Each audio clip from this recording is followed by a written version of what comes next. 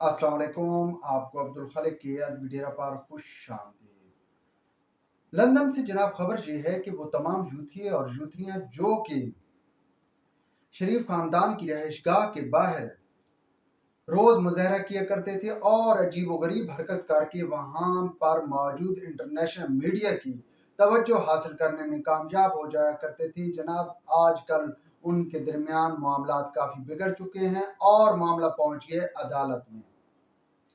इन यूथियों की सरकर्दा रहनुमा एक थी आशी खान, जो कि अक्सर डांस करती या कोई ना कोई वल्गर किस्म की हरकत करती हुई नजर आती थी।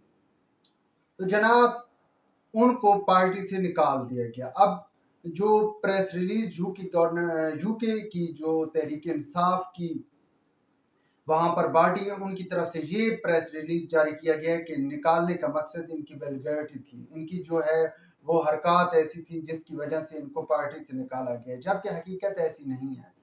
क्योंकि आशी खान का जो मौक़िफ़ सामने आया उसके मुताबिक वो कह रही है कि जनाब मेरी जगह पर जिस खातून को आगे लाया जा रहा है वो कोई रुखसाना या इस तरह का नाम का खातून का नाम इस्तेमाल कर रही है कि ये खातून जो हैं ये वहाँ पर उनके जो बेडरूम वगैरह हैं वहाँ तक पहुँचती है, मतलब जो यूके की प्रेसिडेंट है तहरीक इंसाफ के इमरान खलील या फिर मोहम्मद साकिब अवान जो जनरल सेक्रेटरी हैं, उनके दरमियान इनके आपस में रिलेशन है, फिजिकल रिलेशन है।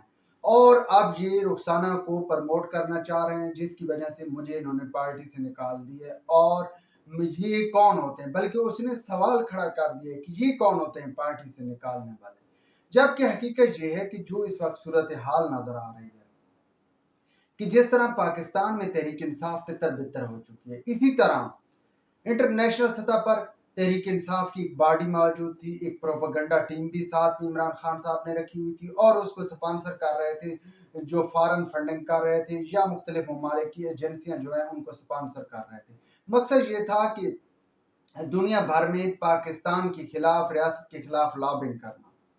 और इस हवाले से ये लॉबिंग कभी ये पाकिस्तान से किसी जो जज वहां पर किया, अगर उसने इमरान खान के खिलाफ फैसला दी तो उसके खिलाफ इन्होंने जदोजहद शुरू कर दी, उसके खिलाफ लॉबिंग शुरू कर दी, प्रोपेगेंडा शुरू कर दिया। या फिर वो कोई आदमी जिसका शरीफ खानदान के साथ या पाकिस्तान की किसी बड़ी सियासी जमात के साथ ताल्लुक है, उसके खिलाफ इन्होंने लॉबिंग शुरू कर दी। तो इसका वाज़ेह मकसद यही था कि ये मुल्क के अंदर एक तो नफरत, दूसरा पाकिस्तान के खिलाफ ये प्रोपेगेंडा कर रहे थे, बल्कि कर रहे हैं। तो अब जब इमरान खान साहब जेल में चले गए, अब जिन लोगों ने फंडिंग की थी वो भी जो है बड़े परेशान बैठे कि ये क्या हो गया, हमें तो इमरान खान ने सब्ज बाग दिखाए थे, जैसे कि पाकिस्तानियों को इसने दिखाए थे वैसे ही इसने जो लोग इसको लेकर आए थे उन्हें भी सब्ज बाग दिखाकर लाया था कि आप मुझ पर फंडिंग करो, मैं ये कर दूंगा। अब भाई उन्होंने हाथ खींच लिए। अब ये जो लोग थे आशी खान या दीगर, ये सारे पेड वर्कर थे, इनको बकायदा पेमेंट की जाती थी। ये ऐसे रोज आकर वो मुजाहरे या जलसे जुलूस नहीं किया करते थे, ऐसे नाराबाजी नहीं किया करते थे। ये बकायदा तौर पर इनको पेमेंट की जाती थी और इनको पेमेंट के जरिए वहां पर लाया जाता था और हर वेलगैरिटी के पीछे, इनको हर हरकत के पीछे चेक दिया जाता था। और चेक किस में होता था, डॉलर्स में या फिर पाउंड में ये चेक होता है। अभी भी चेक मिल रहे हैं जिनके जो थोड़े बहुत सिलसिला चल रहा है।